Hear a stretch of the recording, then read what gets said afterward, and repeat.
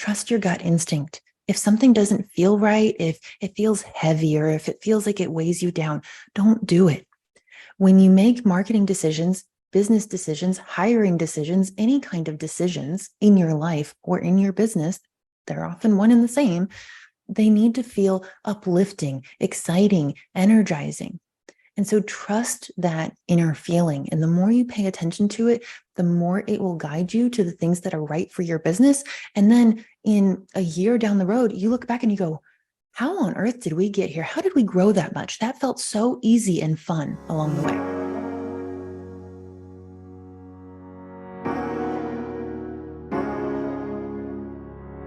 Welcome to the People Powered Solutions podcast. In this show, you'll gain expert advice and tips on building a thriving workplace culture with happy employees. I'm your host, Lorianne Duguay, and I'm thrilled to be spending this time with you today. Hello and welcome, listeners, to another episode of People Powered Solutions podcast. You will notice a bit of a wonky voice. I do have a cold. I'm contending with one of those famous summer colds. So depending on when this airs, this may or may not be relevant, but just letting y'all know that that's what's going on with my voice. We have an exciting guest for you today. We welcome Rai Hyde Cornell. Rai, I would love for you to tell your story and to tell us, where is Rai from and how did Rai get to doing what she does today? Sure. Thanks so much, Lori. So my background is actually in psychology, but now I do content marketing. And so way back in the day, 16 years ago, when I was getting my bachelor's degree in psychology, I was freelance writing on the side. I started out as a freelance writer and a website coder. And over the years, that was kind of my side hustle to put myself through school. And I earned a bachelor's degree in psychology, a master's in professional clinical counseling and marriage and family therapy, and then a master's in criminology. And wow, you didn't go to school very long, eh? Oh, it was a very long time at school. And I did like an accelerated program. So when I was in high school, I was actually going to high school and college at the same time. So when I went to my undergrad, I only had to do 3 years because I went in with so many credits. And then I kind of accelerated my way through my grad programs as well. So I didn't like to be in school. I liked school and doing school, but I didn't like to be in school. I wanted to just hurry up and do it on my own timeline. Yeah. And then I was this close to becoming a counselor in the prison system when I completely burned out on the mental health world and the revolving door of having the same patients come in with the same issues. And we were applying the same treatment protocols. And I felt like I wasn't part of the solution. I was just part of this mechanism that wasn't doing any good in the world. So I actually left the mental health world and threw myself full-time into my side hustle, which was freelance writing. And I grew that business into a full service content marketing agency where now we do done for you services for businesses, as well as consulting where I serve as the interim CMO or interim director of marketing and completely transform organizations' marketing strategies to be focused more on what's actually going to resonate with people and what people are going to form strong bonds and memories around, as opposed to just the surface level features and benefits and, compelling FOMO kind of tactics that really they might yield short-term results, but they're not going to be a long-term viable strategy that you're going to want associated with your brand. Love it. I love that you use the psychology behind the buying to inform your approach to marketing. Can you give us an example of a client that you're working with and how you work with them? Yeah. So right now I'm working with a cybersecurity firm that does cybersecurity and managed services. And one of the things that we're doing, and one of the many things, we are completely revamping their approach to marketing. So what they've been doing in the past is they've been sitting in their little bubble, in their silo and going, what do we want to tell the world? What do we want to sell? What do we want to talk about? And then they go and create blogs and social posts and funnels and things like that on that.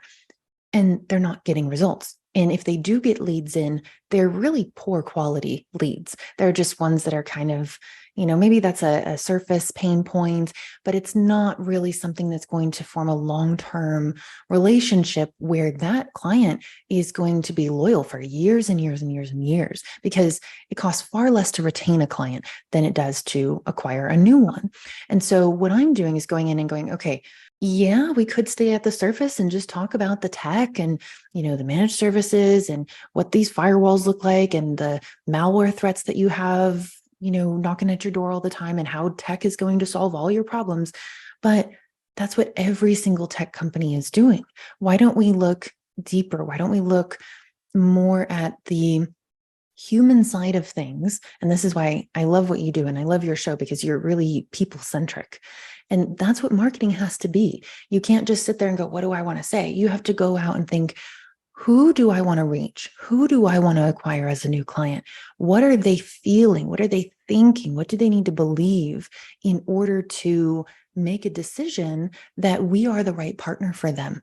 And this isn't a, what do they need to believe and how do I make them believe or manipulate them into believing? It's not that. It's figuring out exactly what internal ecosystem is happening for that person, not the organization, the person who's making the decision, and then presenting why you really are the best solution for what they need on that more personal experiential level.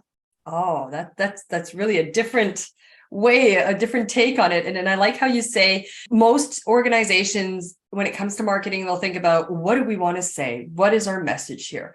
When ultimately we need to be speaking to that ideal client. Number one, you need to, from what I just heard from you, define who your ideal client is. Exactly. And then figure out what they want to hear and what will resonate with them. Exactly. So start with the end in mind, start with that end user, and figure out what may or may not be challenging that person or that client. And then how do I craft a marketing strategy that will really speak to them, because you're going to be. So when you say what they want to hear and stuff, are we talking about like pain points? What are some of the things that keep them up at 4 a.m.? It's pain points, and it's also gains. So it's pains and gains. So as humans, we are naturally more additive. We feel better when we're adding things to our lives. We get a little freaked out and kind of tense and controlling when we think that we're losing something from our lives, even if that thing that we're losing is a bad thing. We just, on a subconscious level, human brains don't like to lose things. And so if you talk about, okay, yes, we know you have these pains, that's the way that you show that you understand them. You understand what they're going through, because everybody needs to feel understood. And I'm going to keep harping on this, but you have to think of the companies that you want to acquire as clients as individuals, as humans. We often think in B2B marketing that we're talking organization to organization, but that conversation doesn't exist. There's no dialogue there. The dialogue is actually a human to a human. And so you need to think about the feelings and the beliefs that they have and how you can make sure that they know that you understand what's going on in their heads. And then that's the pain point conversation. But then you need to tell them what you're going to give them. You need to tell them, hey, I'm going to give you more time in your day. I'm going to give you more peace of mind. I'm going to give you the ability to focus more on the outcomes that your organization cares about, because you don't have to, in the case of this cybersecurity company, you don't have to worry about your network being hacked or your remote satellite offices not being connected to your central server because of some tech hiccup. You don't have to worry about that. You can focus on the outcomes of your students, your patients, your whomever you're actually serving. Oh, that's amazing. And I love that you say, think of that ideal customer, that ideal company as a person, as a human to human. And there's so many parallels in what you're talking about for marketing with your external client that translate directly to what I do, right? Working with the culture and reworking that employee experience and what will drive the motivation. You're talking about helping drive that motivation to purchase or to partner, while when I talk about the workplace culture and the needs of these employees, we talk about how to drive that motivation internally with your clients, but with your internal clients, your employees. But it's the same thing as what you're saying. They want to feel like they're gaining something. They want to feel like they're heard, seen, and valued. They want to know that you resonate, you relate to them, and you're trying to deliver an employee experience that will benefit them, that gain piece, right?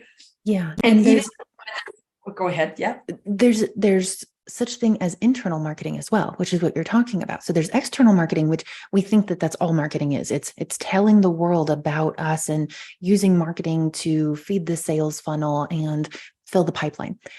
That's only one half of it. There's internal marketing as well, which is this message that we're putting out to the world. It only holds true, and we only have integrity as an organization if every member of the organization knows about that message, that mission, that purpose, that energy that we're putting out there. And when you have so many people within the organization who are client facing, whether they're sales or operations or support, they all need to be on board with that message. And if there's a disconnect, then your client feels like there's been a bait and switch. And this is so multifaceted because not only are you better serving your clients when you do that internal marketing and making sure that their experience that they were promised is the same as the experience that they're being delivered, but also humans like to feel like they're contributing. And actually, there's been a lot of research on this lately that people care more about feeling like the work they're doing, especially the millennial generation, they feel like they need to feel like they're contributing to something bigger. That's more important than benefits or a paycheck. Absolutely. And so when you get them on board with that internal marketing and you say, look, this is what we're working towards. Do you feel like you are contributing to that movement? Awesome. Okay, great. Good job, guys. And you're reinforcing that messaging, and you are showing the benchmarks and how their actions, although maybe small in the grand ecosystem, they are contributing to moving that raft down the stream in the right direction. Absolutely. And purpose and impact is one of the 10 needs that I cover in my book too. Like, and how you transmit that purpose and impact is by having a really strategic marketing approach to be able to ensure that you're getting the uptake and it's really resonating. You talked about filling the pipeline externally, using marketing to fill that external pipeline of clients. You could do the same thing to attract that next generation of workers, right? Exactly. So, and now let's marry both these points, that purpose and impact, and highlighting how the work that this company does has changed the lives of people. And to have videos, put together and have a marketing strategy relevant to that, and then showcase it externally as a means of attracting that next generation of workers, but also internally telling people and helping them connect that, yeah, maybe you didn't deal with the client directly, but because of the work you did, this client got served, and helping reinforce that sense of purpose and impact by doing these kinds of strategic marketing initiatives to be able to really convey that that's in fact what they did. One of the companies that the company I worked for 21 years, what we did at one point was we did a reverse customer journey. So we did a video. We started with the service being provided, and then we went through all the different people who had a hand, and we videotaped, totally dating myself. We didn't. We took a video, and with little testimonials of how they had a hand in serving that client. And even if you worked in finance, the client had to get paid. It was something that, anyways, you worked at reconciling and issuing the payment. So you know what? You had a hand in that. And you're frontline, and you greeted them as the admin, and you decided who they needed to see, and you did that kind of preliminary screening triage. You had a hand in serving that client. And by connecting all of these dots, suddenly people were really feeling like they contributed. They're not just a secretary or just a janitor. You know what? You made sure that when they walked in, it was clean. And that puts our brand reputation out there. And that's an important piece too. And so we had highlighted that through a video that was just, shared internally with everyone, and suddenly you saw a real increase in just that level of people feeling like they're part of something bigger than themselves. Exactly. Because the biggest killer to motivation for anybody, whether it's somebody who you're trying to land as a client or an employee or somebody who is applying for a position within your organization, the biggest killer to motivation is that person having the question pop up in their head of, what's the point? Yeah. And if they can't find an answer to that, they're gone. Yeah. They're already eyeing that exit door. 100% agree. I use the example in the book actually of a janitor at NASA. Have you ever heard that story? No. Janitor at NASA, and President Kennedy, I believe it was President Kennedy, was visiting, and he asked him, oh, what is it you do here? And he's like, oh, I'm helping to put a man on the moon. Oh, I So love that. he clearly understood Yeah. that regardless of your role within this organization, we're all working towards the same overarching mission and vision. So it's Yes. pretty cool. Okay.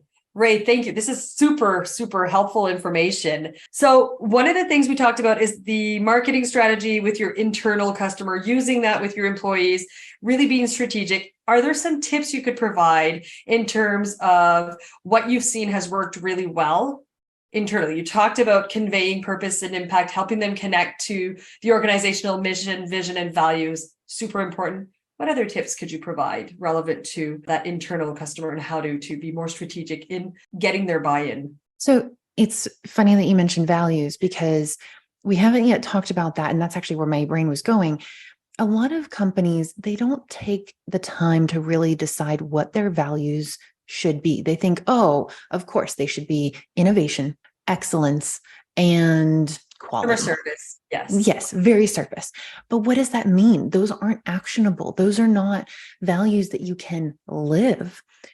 Instead, there's a company that I work with, potentially one of the just most amazing companies I've ever worked with. The team, the way the organization runs, the camaraderie that they've cultivated within. It's a CPR training company, and they have taken the time to get so crystal clear on their company values. And then what they do is they don't just list their values, but they say, this is what this looks like. And then throughout the week, they give examples of, oh, look what Vicky did. She made it better. Make it better is one of our core values. This is exactly how Vicky lived that value. And then everybody has a concrete example of what it means to really be a member of that organization on a meaningful level. It's not excellence. Be excellent. Well, what does that mean? That could mean a zillion different things. But when you translate excellence into make it better, then you can see, oh, incrementally, we are making every single little thing better. And it also gives you the opportunity to openly and comfortably, that's the most important thing, comfortably talk about what's actually wrong in the organization without it feeling like, oh, I'm going to get scolded for this, or I'm going to get, I'm not going to get promoted because I spoke up. When you have a company value of make it better, everyone in the organization feels comfortable saying, hey, this is not super efficient, or this system is not working well for us. Can we make it better? And then it's like, well, of course, because that's one of our company values. So thank you for bringing that issue up. When you make your values actionable, that's one of the most important things that I think an organization can do internally, because you not only motivate people to live those, you give them concrete examples of what that looks like, and they always stick in your brain. Excellence, innovation, that doesn't stick in your brain, but make it better does. Absolutely. 100%. I don't know if you've had this as well, but I've had like 3 types of organizations. There's the one organization that doesn't even have values, mission, or vision. And so people are just aimlessly wandering because they've got no goalposts to work towards. There's nothing that connects them with one another. There's not that overarching objective. Okay, I've seen those who have none of it. And then I have those who prescribe. They just sit in an office. The owners, the C-suite folks sit in an office and say, what are our values going to be? That's a good buzzword. That's a good buzzword. That's a good buzzword. And this is what we're doing. And then they prescribe it to people and say, these are our values. You need to adhere to them. You need to abide by them. Bottom line. Or even better, they'll put them up on a wall and think, check box, check. We've done it. We have values, but how are you living those values? How are you breathing them? How are you? And then there's the organizations who are incredible, where they develop a working group, a task force with representation from all levels of the organization, who strategically come up with these, I call them the cornerstone principles. The mission, vision, and values are your cornerstone principles. And they're also what should drive every decision. Does this align with our values? Does this not? And to your point of having people really recognize and identify what behaviors are in line with the values versus what are not, what is not, really helps you to shape that standard of behavior within the organization. And it helps people really visualize what's acceptable, what's not, and it develops a common language, right? Exactly. Yeah. Yeah, absolutely. And you also mentioned leadership, which I think a lot of companies, especially as they get bigger and bigger and bigger, their C-suite tends to isolate itself. It tends to be the big decision maker up in the castle tower. Nobody can access them, but every decision comes from them and trickles down. And we all have to listen and we all have to take orders, but there's no reciprocation. We can't speak to them. They're always speaking to us. And you asked, what other tips do you have for internal marketing? That's a huge one. I think it's really important for C-suite to listen to what's going on at the lowest levels of the organizational hierarchy. What's happening within customer service? What client testimonials are we receiving? So again, I'll use the CPR company as an example, just because they're just brilliant at what they do. The president of the company sends an email every Friday, and over the year, the content of the email kind of changes, but he always includes a testimonial from a client, from a student who took the CPR program. And he goes, look what we received. We received this huge accolade. This testimonial is because of this person, and this person. And sometimes he's mentioning a sales team member. Sometimes he's mentioning a customer service representative. Sometimes he's mentioning a software developer who made that course and that functionality possible. And he's calling attention saying, I see you guys. I see what you're doing and I appreciate you. This isn't me just giving orders. You guys are providing value. I'm just here to steer the ship. And I see what's going on and how you guys are making this company successful. And we could not do it without you. So that conversation really does need to be a dialogue vertically, internally, as well as when you're thinking of your external marketing being more horizontal from your client to you and seeing each other as equal partners that need to have a dialogue. It's all about dialogue. That's what marketing really is. It's about kind of prompting the dialogue to start happening. Is that exactly? Exactly. Absolutely. When you talked about the leaders ensuring they're keeping them apprised and this particular organization that is giving these emails, it sounds like a lot of work though. Like if I'm the CEO, it sounds like it would be a lot of work, but I think where it doesn't need to necessarily be a solo game. Mm-hmm. Enlist your team, enlist your people to support that. You could maybe even have a rotating email that you end up only doing it once a month, mm-hmm. but make sure it's great. And that's the end of the week email, and every manager get their turn so that it's not all on that one CEO. Just a little nuance in case the listeners, I'm thinking that if I'm a CEO and I'm listening and I'm barely surviving my days, I'm thinking, where would I have time to do this? There's always ways to do better. Yes. Or to make it better, to use that value. I really like that value that you had. You suggested to make it better, but enlist your team members. That's what we're all here. We're all working towards the same thing. So how could we do better on this? And then question the status quo. Just because it's how it's operating today doesn't mean that it's efficient or that there's not a better way to do it. Yes, exactly. And for context, this organization in particular that I'm using as an example, they have about 25 employees. And every Friday, every team member sends a weekly report email to that president. And so he's receiving updates on what did we accomplish this week? What are we doing next week? What things do I see that I can improve on? What metrics do I think are really important to highlight? And it doesn't mean that he's reading all of those emails. He may have his assistant combing through them, putting together a report and telling him what she thinks are the highlights for that week. But the point is, he's open to receiving it, and then he's actively doing something with it. It may not be, like I said, that he reads 100% of everything that he receives. Who can do that? Nobody can do that, even in smaller organizations than that, and theirs is relatively small. But the point is that he's open to receiving the message, and he is capturing highlights and then telling the entire organization, I hear you. I see you. Great job. It's crazy. That's amazing. That is so amazing. I love that practice. And yes, because ultimately what else drives motivation? Purpose and impact, good communication, and feeling seen, heard, and valued. So that approach is like hitting several birds with one stone, one little practice, having huge impact in terms of driving the motivation of the employees in the organization. As simple as an email. As simple as an email, right? You know what, emails and just standardizing, automating some of these processes can be game changing. That's a whole other episode. We talked about when you're marketing that a lot of organizations, they tend to come in, and I'm going looping right back to the beginning of our conversation here, but they tend to say, what do I want to tell them? What are some other faux pas that you've noticed in marketing that maybe our listeners could benefit from avoiding? So, a big one is looking at what everybody else is doing and thinking that you have to do that thing. And on a tactical level, this means, it looks like everybody is on Facebook, Instagram, Twitter, Reddit, Pinterest, LinkedIn, or not Twitter, X now, whatever, all the things. And that is spreading yourself too thin.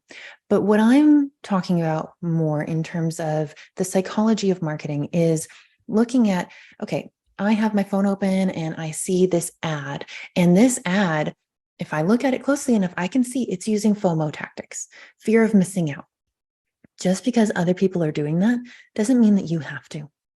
And oftentimes, these big organizations, they turn to books and they turn to, the popular marketers out there, the Gary V's and the Neil Patels out there. And there's nothing wrong with those guys. They're absolutely brilliant.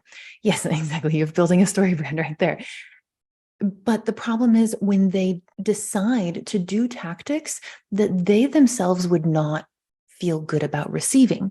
So oftentimes companies are like, oh, well, FOMO works and scarcity tactics work and countdown timers work.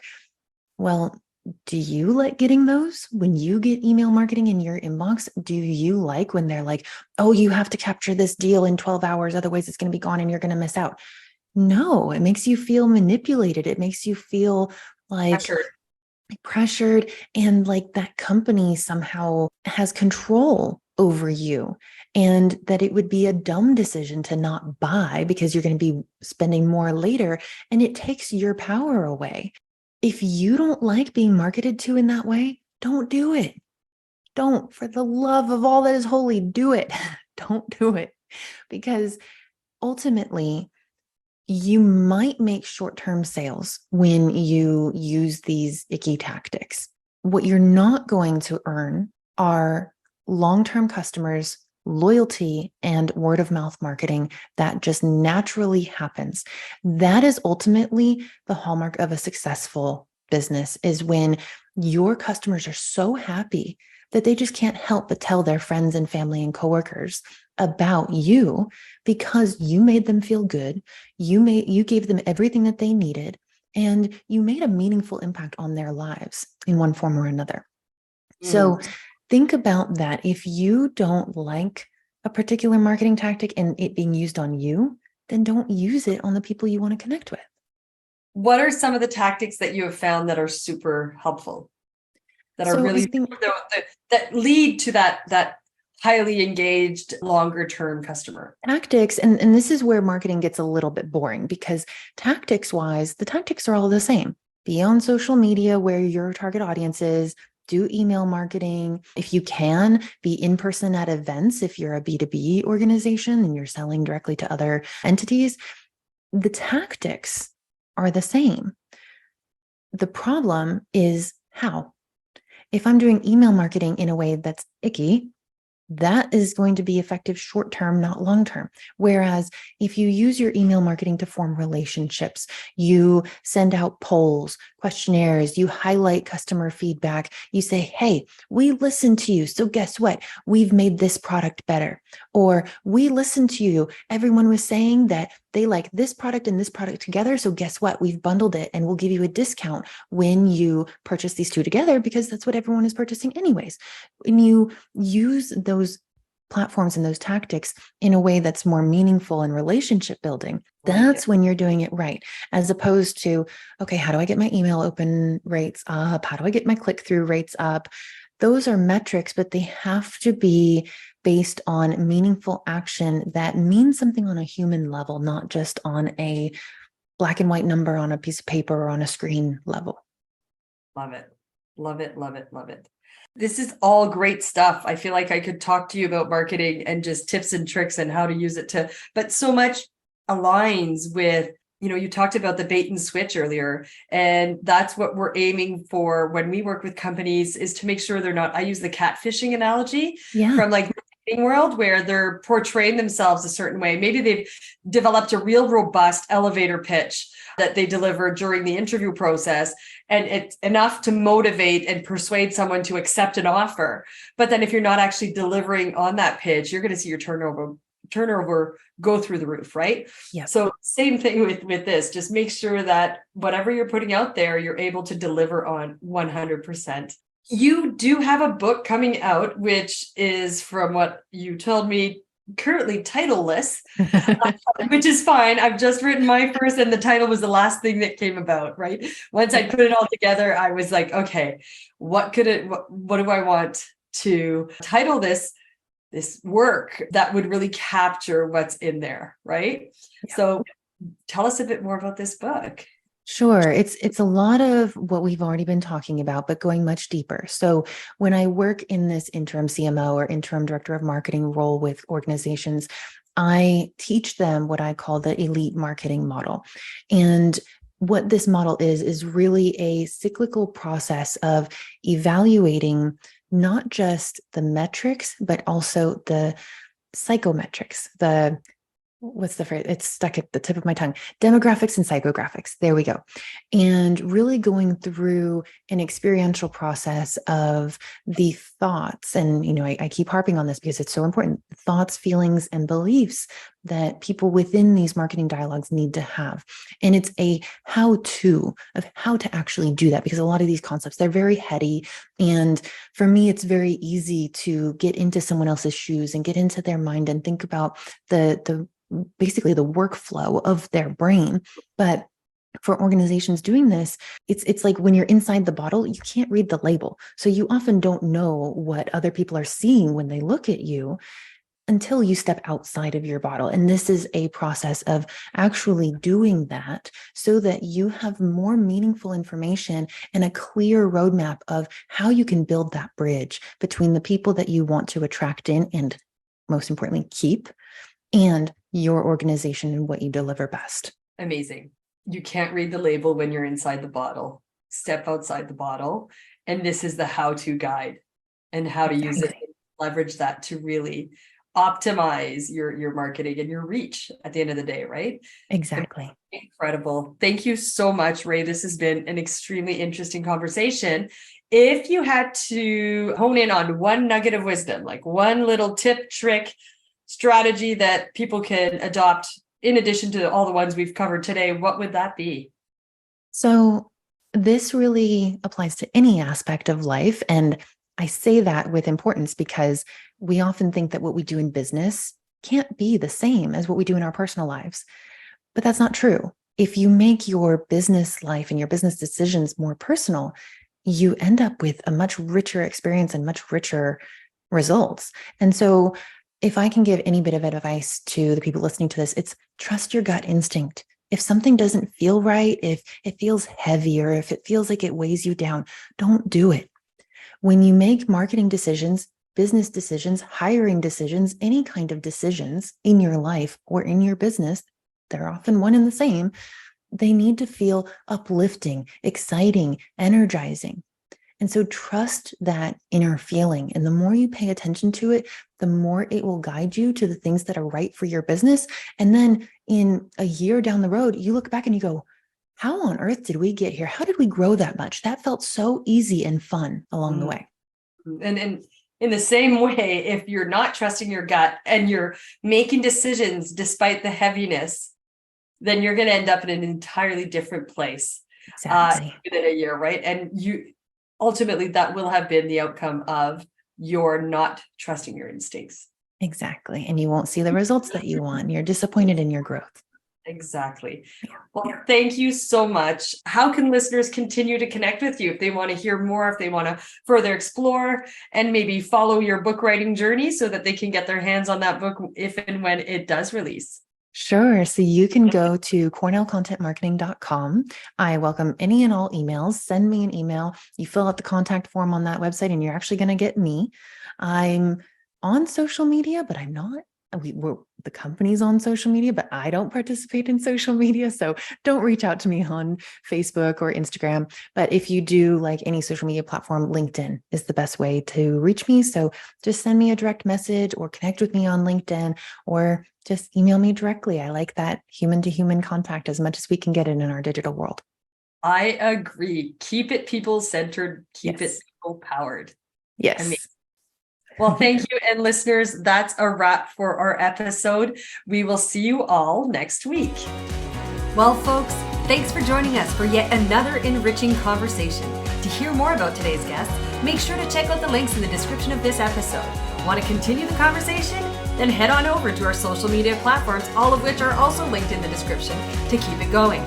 Finally, don't forget to subscribe to make sure you don't miss another valuable episode.